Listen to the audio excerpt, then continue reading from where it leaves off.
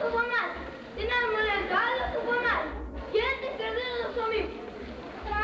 Ακούσατε, ακούσατε! Ξέρουν όλοι καλά ποιο θέλει να πιάσει ο βασιλιάς. Θέλει να πιάσει τη χαρά. Το μικρό φτωχό κοριτσάκι που λέει ότι ο κήπος του βασιλιά δεν είναι του βασιλιά, αλλά είναι δικός μας. Και έχει δίκιο το κοριτσάκι. Ποιος ποτίζει τα δέντρα? Εμείς.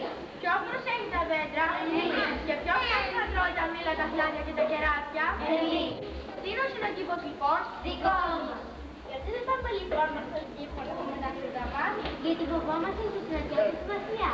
Κουρασμένοι, πεινασμένοι, φοβισμένοι, προδομένοι. Εμείς στήσουμε τον κόσμο στα παλάτια αρρωσμένοι.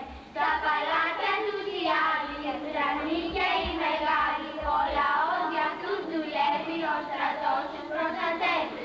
Ο κήπος του βασιλιά ανήκει σε όλους μας, σε εμάς και τους στρατιώτες. Όλοι μας έχουμε παιδιά στο στρατό. Οι στρατιώτες όμως είπαν να μας φοβίζουνε.